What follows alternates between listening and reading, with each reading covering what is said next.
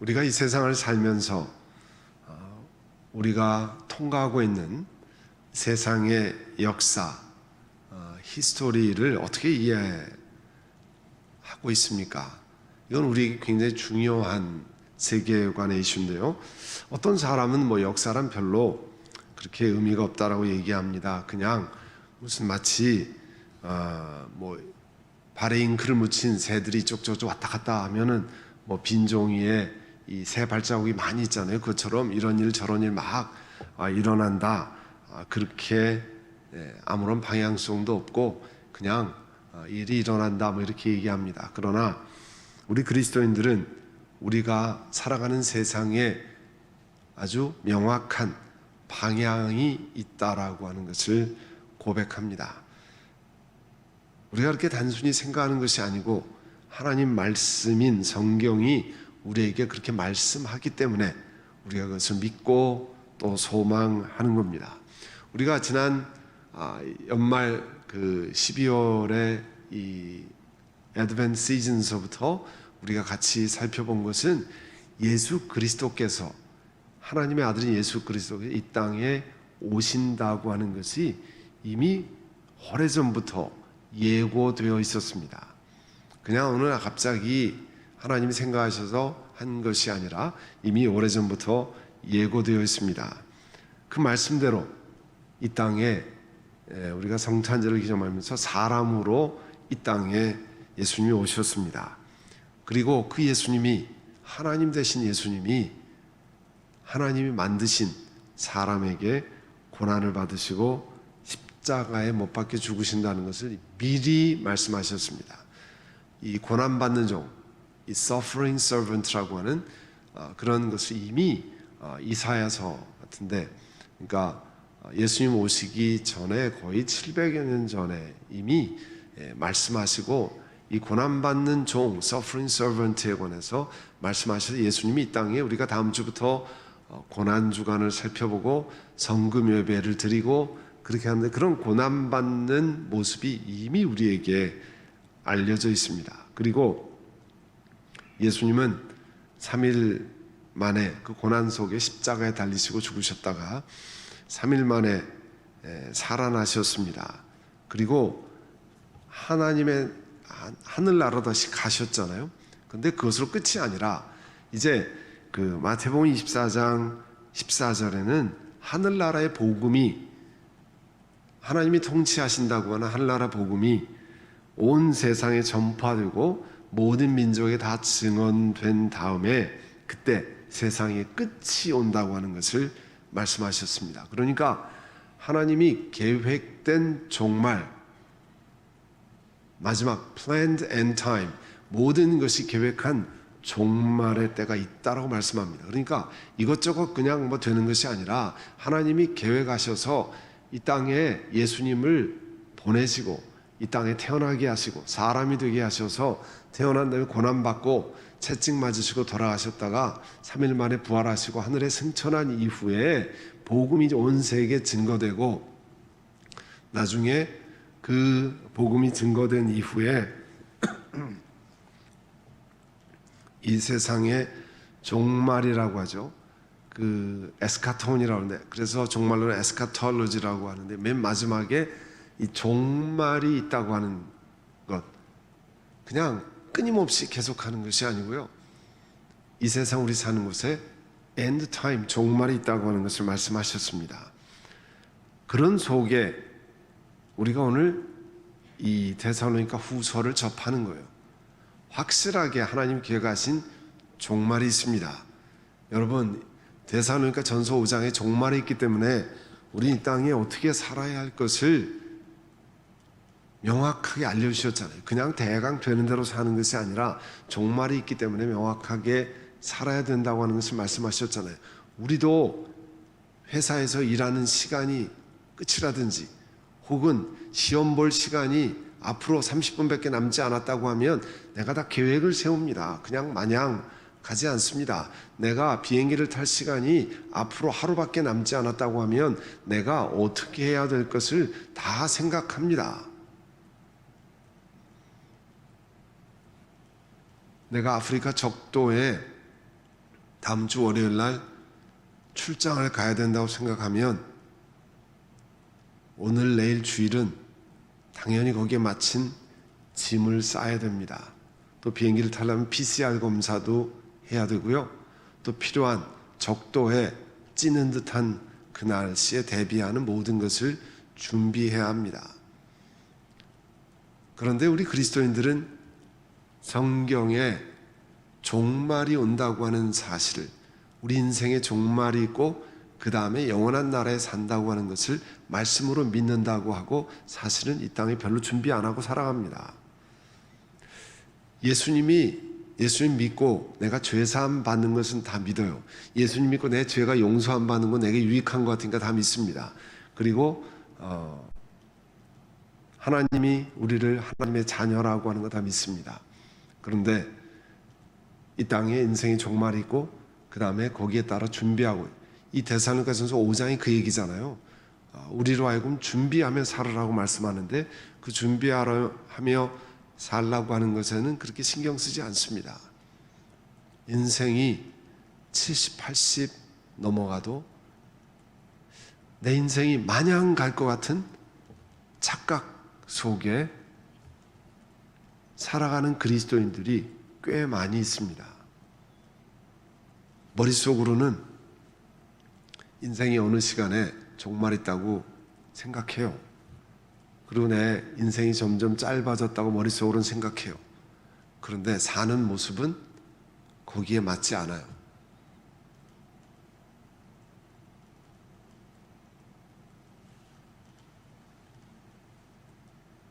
(80이) 되신 어른도 배우자의 종말을 맞고 이렇게 빨리 인생의 종말이 올 거라고 생각지 않으셨다는 거예요. 그러면 80이 넘은 분이 인생의 종말을 생각지 않았다고 하면 물론 머리 한구석에 생각이 있었겠죠. 그러나 삶에서는 대비가 되지 않는다는 거죠. 그러면 언제 인생의 종말을 대비하시렵니까? 언제 준비하고 차근차근 준비해 가시겠습니까? 이거는 우리 굉장히 실존적인 문제예요. 우리가 살면서 늘 준비하고 생각을 해야 되는 중요한 이슈입니다. 그래서 데살로니가 전서 후서를 주신 거예요. 마지막에 종말이 있기 때문에 여러분, 데살로니가의 교회에 있는 여러분, 선한 목자 교회 여러분, 이렇게 살아야 됩니다. 그냥 이 세상이 앞으로도 200년, 300년 내가 마치 계속 살 것 같이 살면 안 됩니다. 이 땅에 사는 것으로 끝나는 것이 아니고 그 다음 것을 잘 준비해야 합니다 하는 것을 말씀하고 있습니다. 여러분, 이 땅에 쌓아놓은 것 다 가져갈 수 있으면 얼마나 좋겠습니까? 우리 이민 가방 옛날에 미국에 올 때 하여튼 있는 것 없는 거 가방 1인당 2개면 거기 저희가 처음이 그 미국에 올 때는 70파운드였어요. 가방 하나가. 지금은 50파운드인데 70파운드 식구마다 2개씩 꽉꽉 눌러가지고 만약에 하늘나라 갈 때도 이렇게 유월 같은 거 하나 주고 거기에다 가져갈 수 있는 거 다 집어넣어라. 그러면 아마 어떻게 하든지 빈틈 하나 없이 다 싸가지고 가져갈 거예요. 그런데 못 가져가잖아요. 그러나 복음서에는 하나님 나라에 쌓아놓을 수 있는 방법이 있다고 그러잖아요. 그런 것들을 우리 하나님 말씀이 주신 거잖아요. 오늘 그런 것들을 준비하면서 데살로니가 후서를 우리에게 주신 것입니다. 여러분 2절에 보시면 하나님 아버지와 주 예수 그리스도께서 내려주신 은혜와 평화가 여러분에게 있기를 빕니다. 은혜는 카리스고요. 이 평안의 에이레네라는 말인데 카리스는 하나님에게서 흘러넘쳐서 그리스도를 통해서 사람에게 주어지는 겁니다. 그리스도를 통해서 주어졌다고 하는 것은 우리가 자격 없는데도 하나님이 우리에게 주어진 것을 의미합니다. 하나님께서 자격 없는 우리에게 하나님이 은혜로 부어주시는 것들, 그리고 예수 그리스도께서 오시기 때문에 하나님과 사람과의 막힌 담이 헐어졌잖아요. 우리가 예수 믿고 나는데 지금 하나님 앞에 기도할 수 있으니까 우리가 옛날에도 다 그런 것으로 생각하는데 착각입니다. 그렇지 않습니다. 하나님과 우리는 막혀 있었습니다. 막혀 있는 담이라고 그랬어요. 예수 그리스도께서 십자가에 달리심으로 그 담을 헐어내셨습니다. 그래서 하나님과의 불편한 관계가 아니라 완전 불화, 통할 수 없는 그런 관계가 해결되어졌기 때문에 우리 영혼에 영원한 평화를 주셨다는 거죠. 그래서 예수 그리스도께 주시는 은혜와 평화가 여러분에게 넘치기를 빕니다. 그렇게 기도하는 거예요. 편지를 쓰면서 여러분, 발을 자격이 없는 여러분이 하나님이 주시는 은혜와 평강을 넘치게 받기를 원합니다. 그리고 3절에는요 이렇게 말합니다. 형제자매 여러분, 우리는 여러분을 두고 언제나 하나님께 감사를 드릴 수밖에 없습니다.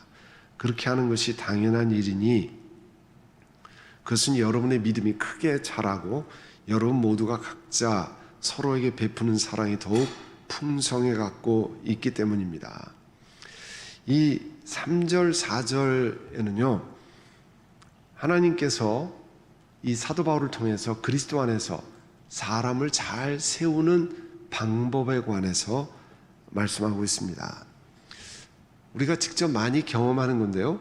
우리가 선한목자 교회에서 주님의 일을 잘 수행하고 있는 사람들을 바라보면서 우리가 흔히 하는 말이잖아요. 아, 집사님, 권사님, 장로님, 아, 정말 대단하십니다. 아주 훌륭합니다. 아주 잘하셨습니다.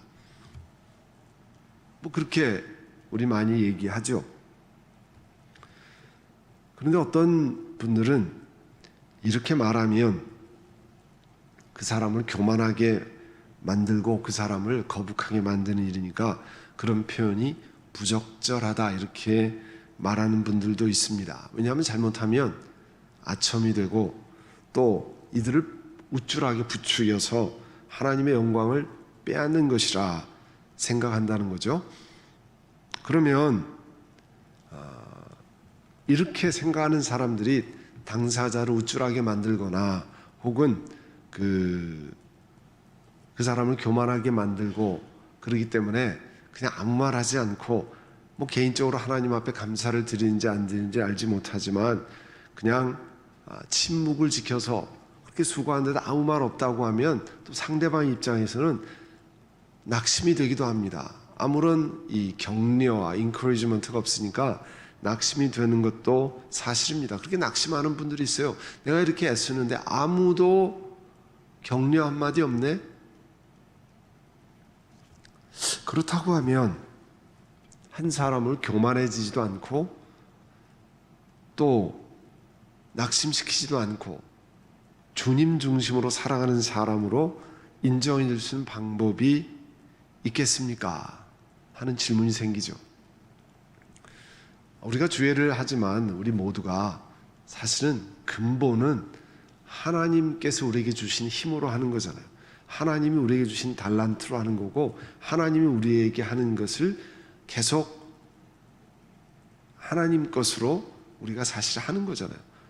그러니까 잘못하면 하나님께 영광 돌린 것을 사실 다 내가 가로채고 하나님이 주신 거 다 멀리하고 다 내가 한 것입니다. 사실 그런 것을 멀리하기 위해서 칭찬이나 격려나 하나님 앞에 그 사람이 잘 하도록 놔둬야지 할 때의 생각은 그런 이야기죠. 그런데 오늘 3절의 말씀은 이 데살로니가 교인들로 하여금 하나님께 이 데살로니가 교인들을 어떻게 하나님 앞에 잘 세울 수 있느냐, 우리도 주의 교회를 섬기면서 어떻게 할 수 있느냐를 잘 볼 수 있는 중요한 그 모델이 됩니다. 어떤 거냐면 오늘 사도 바울은 3절에서 데살로니가 교인들로 인해서 하나님 앞에 감사를 드립니다. 그리고 그 교인들에게 자신이 하나님 앞에 감사하고 있다고 말을 전하고 있어요. 굉장히 지혜로운 방법이죠. 자, 데살로니가 교인들에게 내가 여러분 때문에 하나님께 감사를 드리고 있습니다. 그 교인들에게 이야기하는 거예요. 여러분 때문에 하나님께 감사를 드립니다.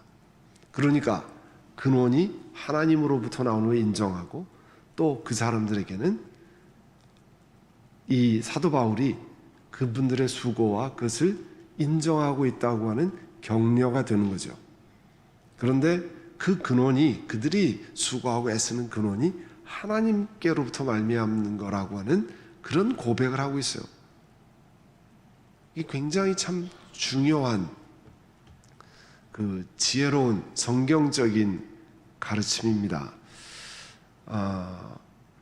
이 목회자가, 저 같은 목회자가 빠지기 쉬운 함정을 minister's trap이라고 그래요. 트랩이 이렇게 그 함정 그런 거잖아요.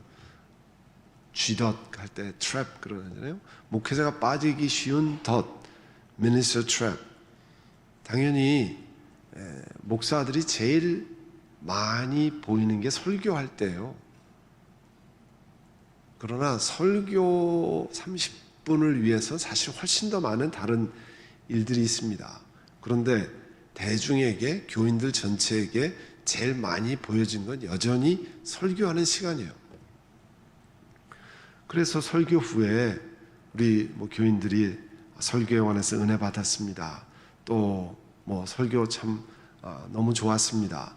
교인들의 입장에서는 전혀 잘못된 것이 아닙니다. 이상한 것이 전혀 아닙니다. 문제는 그걸 듣는 설교자에게 있습니다. 왜냐하면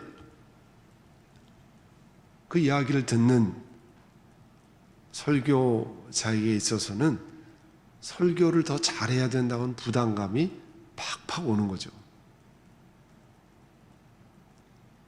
설교를 잘해야 된다고 하는.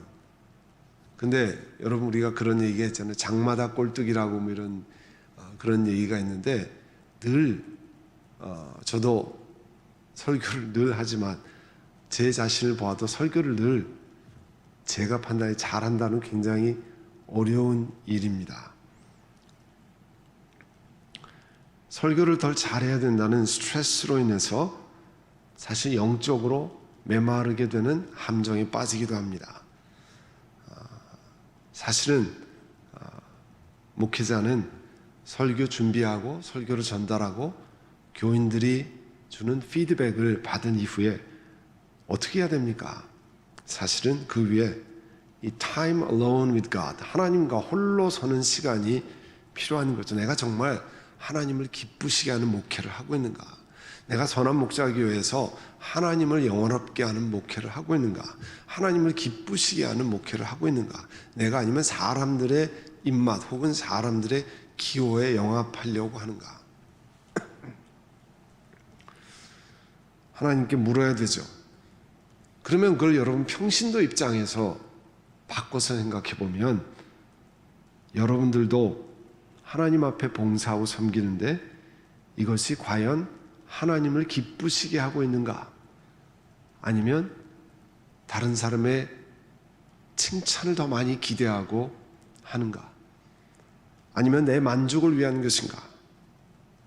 Time alone with God, 하나님과 따로 갖는 시간이 필요한 거죠. 엿줍는 시간.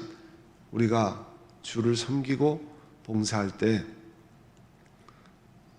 이 하나님께 엿줍는 시간, 이게 굉장히 유익한 거죠. 내가 정말 하나님을 기쁘시게 합니까? 왜냐하면 봉사의 소스나 모든 것이 하나님께로부터 오는 거잖아요. 그러니까 오늘 이 3절의 말씀은 가장 성경적으로 이 합당하게 사람을 세우고 또 격려하고 하나님께 나아가게 하는 방법이 뭘까? 잘못 칭찬하면 사람을 혹시 교만하게 만들 수도 있고, 또 너무 침묵하면 열심히 사역하는 사람에게 이 낙심시키고 격려가 되지 못하니까 어떻게 이 낙심시키는 일을 피할 수 있겠는가? 그거는 오늘 사도 바울께서 이 3절에 하신 말씀이에요. 집사님, 장로님, 권사님, 혹은 목사님, 저는 집사님으로 인해서 하나님께 너무 감사합니다.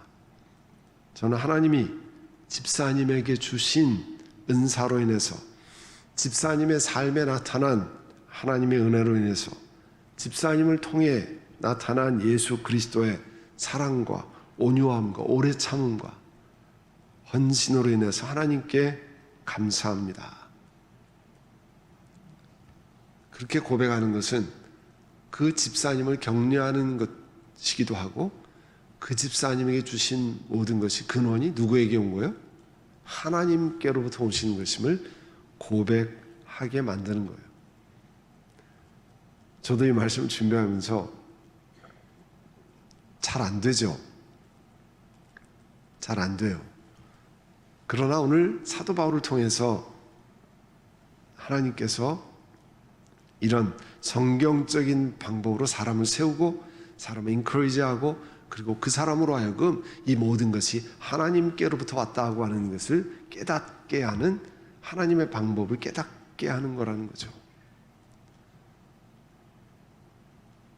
왜 하나님이 연약한 사람, 아무것도 없는 것 같은 사람, 가문이 훌륭하지 못한 사람, 배운 것이 많지 않다고 여겨지는 사람을 들어서 주의를 하도록 사용하십니까? 하나님 앞에 자랑할 것이 없도록 만드시는 거잖아요. 이게 내 것이 아닙니다. 내가 한 게 아닙니다. 하나님이 주신 겁니다. 고백할 수 있는 사람, 아니면 그렇게 고백할 수 있도록 그 사람을 바짝 낮추셔서 이게 하나님이 하신 일입니다. 하나님이 역사하신 것입니다. 고백할 수밖에 없는 그런 고백을 드리는 그런 사람을 하나님이 들어 사용하신다는 거죠. 그게 이제 오늘 이 하나님의 사람을 세우시는 성경적인 방법이에요. 그게 오늘 사도 바울이 데살로니가 교인들에게 한 일입니다. 그리고 4절 5절에 보시면, 그러므로 우리는 온갖 박해와 환난 가운데서도 여러분이 간직한 그 인내와 믿음을 두고서 하나님의 여러 교회에서 여러분을 자랑하고 있습니다. 이 일은 하나님의 공의로운 심판의 표현이 하나님께서 여러분을 하나님 나라에 합당한 사람이 되게 하시려고 주신 것입니다. 여러분은 참으로 그 나라를 위하여 고난을 당하고 있습니다. 이 말은 그리스도인들이 예수님과 하나님 나라를 위해서 고난 받는다는 거 당연한 것임을 말씀하고 있습니다. 사실은 예수님 믿는 초기부터 하나님이 우리를 보호하시고 하나님이 우리를 지키시고 영원한 날에 인도하시지만, 그러나 주를 섬기고 주를 사랑할 때 어려움, 힘든 일 많이 있다고 하는 사실을 성경적으로 가르쳐야죠. 예수 믿으면 어려운 일 하나도 없습니다. 예수 믿으면 그냥 만사 대통임 형통합니다. 모든 일은 모든 게 다 잘 풀립니다. 그는 성경적인 것의 아주 일부만 얘기하는 거죠.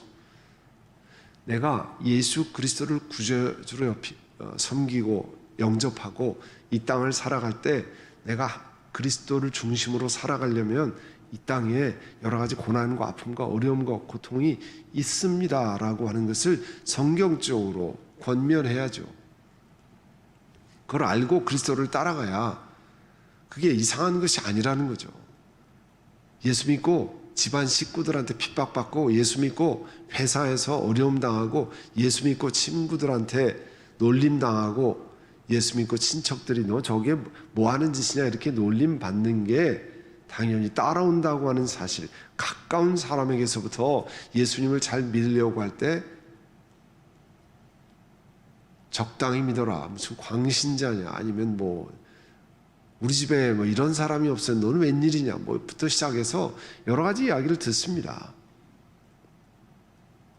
그런 일이 있다고 하는 사실을 기억해야죠. 왜냐하면 사도행전으로 보면 사도행전 14절에요. 고난은 하나님이 주시는 영광의 길에 피할 수 없는 것이라는 거예요. 그래서 사도 바울도 복음을 전하면서 처음으로 많은 제자를 얻은 다음에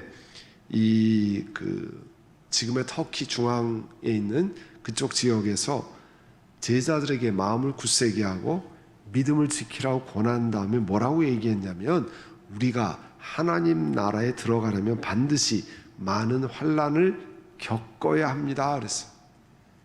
많은 환난을 겪어야 합니다.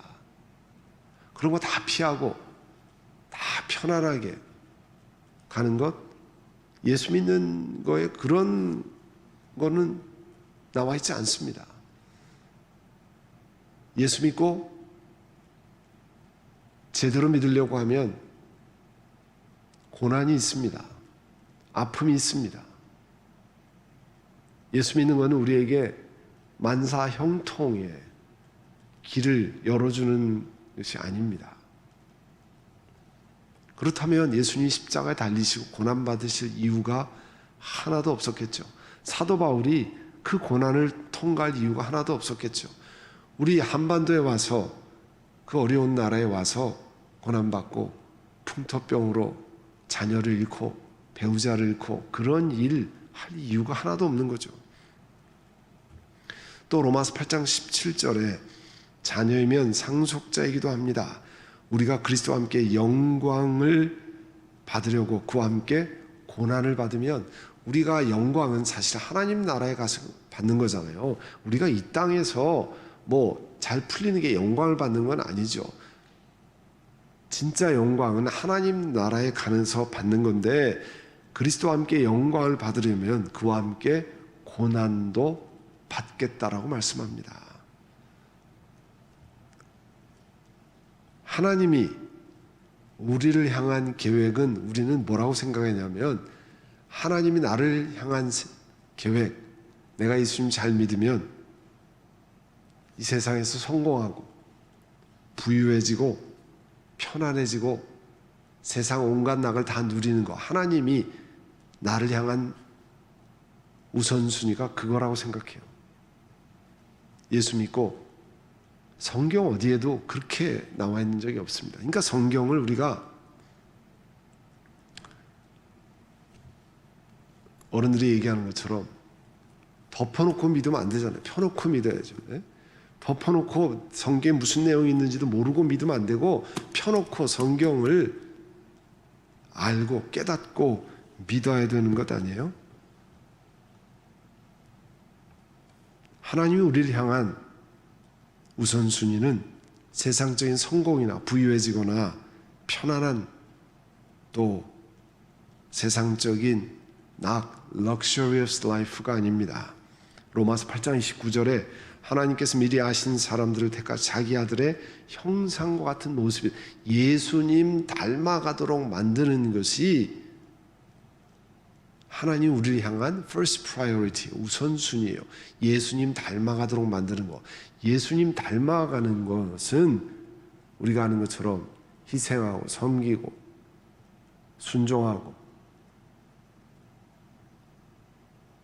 양보하고 손해보고, 예수님 닮아가는 사람 만들기 위해서 하나님이 이 세상에서 우리의 삶을 디자인하고 계십니다. 그런 디자인을 별로 안 좋아하실 수도 있지만, 그러나 하나님은 하나님 나라에 입성하기 전까지 우리를 예수님 닮아가는 모습으로 만들게 디자인하는데, 그 디자인의 first priority는, 우선순위는 우리가 예수님 닮아가는 거예요. 우리가 이 세상에 높아지고 럭셔리어스 라이프를 살고 세상의 온갖 편안함을 다 누리는 게 아니라는 거죠. 굉장히 중요한 일입니다. 자기 아들의 형상과 같이 되도록 만드는 것. 그래서 데살로니가 교인들에게도 낙심하지 말라고 그랬어요. 고난을 받지만 낙심하지 말라고 그랬어요. 여러분이 경험하는 고난과 아픔, 어려움, 힘든 일, 그 속에서도 하나님이 여러분을 특별하게 인도해 가십니다. 고난과 어려움과 아픔과 힘든 일이 있으면 하나님이 나를 사랑 안 하십니까? 아닙니다. 그 손양원 목사님의 찬양에도 있잖아요. 추운 겨울에는 하나님이 나를 사랑하시지 않는 겁니까? 찌는 듯한 여름에도 하나님이 나를 사랑하십니다. 봄, 가을에 산들바람 불고 낙엽 아름다운 경치가 있는 봄이 파릇파릇 새싹이 나는 때만 하나님 나를 사랑하십니까? 아닙니다. 엄동설안에도 하나님이 나를 사랑하신다고 그랬습니다. 내가 다 이해하지 못할 따름이지, 내가 다 알지 못할 따름이고 하나님 나라에 가서야 깨달을 수밖에 없지만 그때까지 고난과 아픔과 어려움 하나님이 나를 빚으셔서, 토기장인 하나님이 나를 빚으셔서 예수님의 형상같이 만들어 가기 위한 하나님의 디자인 안에 포함된 겁니다. 그러니까 하나님께서 데살로니가 교인들에게 낙심하지 말고 고난, 아픔, 어려움 낙심하지 말라. 하나님이 여러분에게 특별한 은혜를 공급하고 계시다고 하는 것을 말씀하고 있습니다. 하나님이 허락하지 않으시면 우리 그런 고난과 아픔을 당하지 않잖아요. 세상에 참새 한 마리도 하나님이 허락하시지 않으면 땅에 떨어지지 않는다고 그랬는데, 하물며 하나님이 사랑하신 만물의 영장으로 만드신 사람을 빚으셔서 하나님의 특별한 섭리가 있다고 말씀하는 거죠.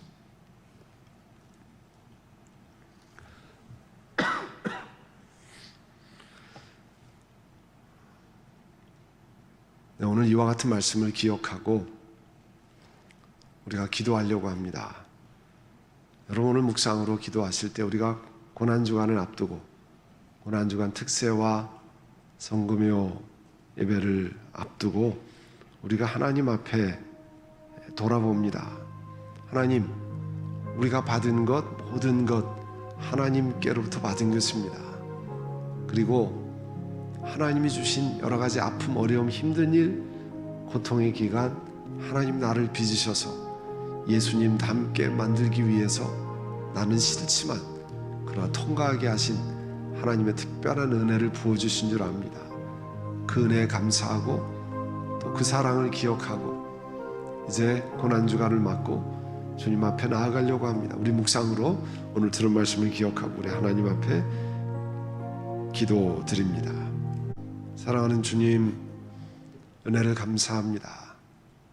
저희들을 하나님의 자녀로 부르시고 또 영원한 나라에 입성하는 것을, 하나님의 통치하시는 나라에 입성하는 것을 대비하고 준비하는 삶을 살라고 저희들에게 끊임없이 말씀하시는 것을 감사합니다. 저희들을 얼마나 사랑하시는지, 하나님이 아무것도 아닌 저희 사람이 되셨습니다. 그 예수님이 고난받으시고 그 예수님이 십자가에 달리시는 이제 고난주간의 그 사랑을 기억하고 주님 앞에 나아가려고 합니다.